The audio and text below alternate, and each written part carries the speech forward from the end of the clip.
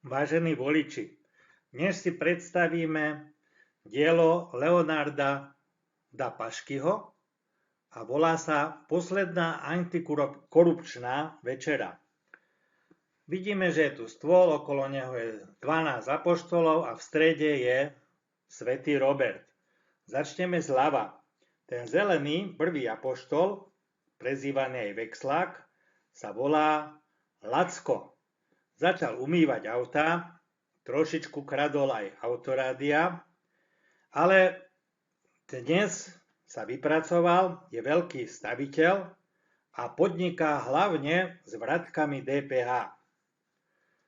Hneď za ním vidíme druhého apoštola kapitána Andreja, syna Vladovho privatizéra, majiteľ lesov, a je slávny ako bojovník proti horálkám a za slušnosť.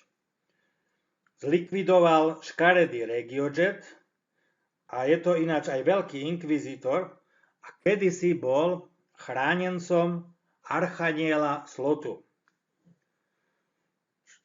Tretieho v poradí teda vidíme maďarského archaniela Charaktera Bélu. Charakter to je ten, čo povedal, že s Ficom nikdy nepôjde do koalície. Ale potom to prehodnotil, skúpil od krajanov pôdu, aj od príbuzných, kadiaľ pôjde diaľnica. Lacno to nakúpil, draho to štátu predal, veľmi zbohatol a dnes má ešte aj krásny kaštiel v Rohovciach, ale treba povedať, že tam síce za peniažky, ale odpočívajú tam starí ľudia a veľmi sa tam tešia. Vedľa neho ten usmiatý nosatý, čo vyzerá ako Pinokio, je archaniel Radoslav z Radoslav. Človek to je úprimný, dokonca tak úprimný, že sám uverí všetkému, čo povie, aj svojim klamstvám. Potom nechtiac podviedol voľby, ale takto prehnal s tými klamstvami, ktoré si myslia, že sú pravdy, že dokonca všetci jeho učeníci prebehli k Charakterovi Bélovi. Potom sa chcel stať v Bruseli sudcom, ale bohužiaľ mu to nevyšlo. No. Ďalší vedľa neho, čo sa tak díva na Roberta, je apoštol Marián. Biely kôň, hovorca vlády, tiež podvodník z Technopolu. Parkuje kde chce, aby mu neoškrali lak na aute. A takisto podniká z DPH.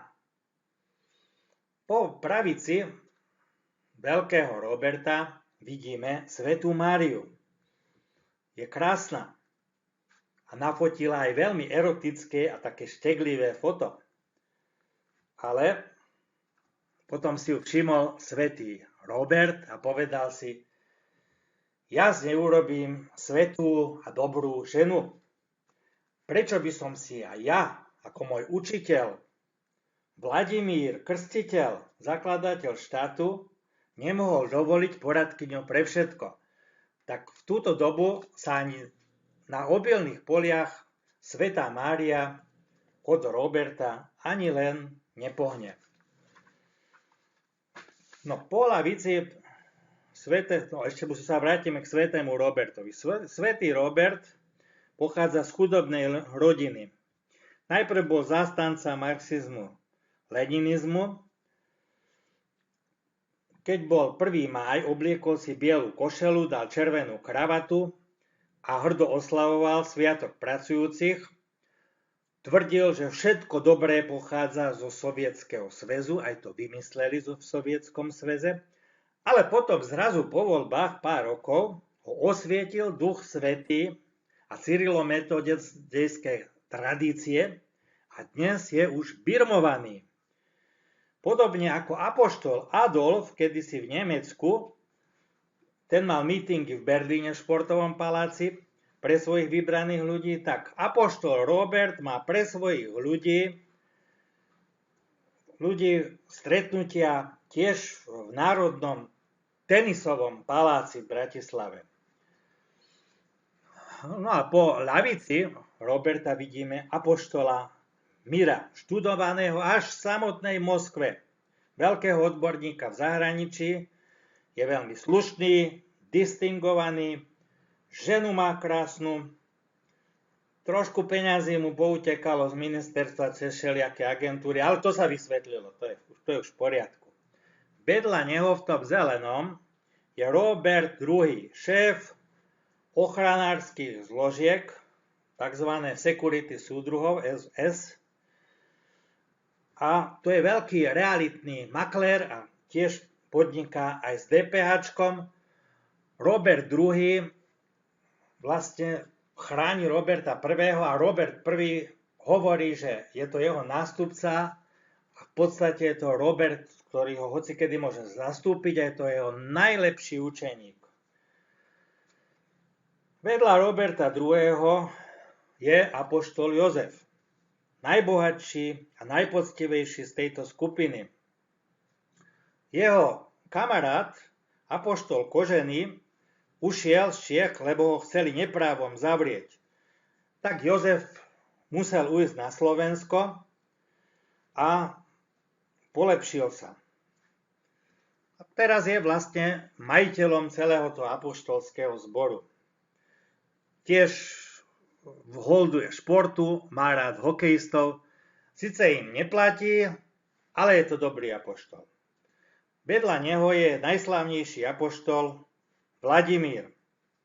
Je to polepšený vrah a zlodej, veľký poľnohospodár, pestovateľ rýbezly a je to dokonca aj bača a zakladateľ slovenského štátu. Priamy potomok Svätopluka. Po jeho lavici je apoštol Marián, veľký priateľ Rusov, zástanca gardistov, prezidenta Tisa a najradšej by všetkých, čo s ním nesúhlasia, poslal do pionierských koncentračných táborčekov. Vedľa Mariana je apoštol Štefan. Ten bol veľakrát opovrhnutý, zneuznaný, ale vždy sa postavil na stranu spravodlivosti a jeho doba len príde.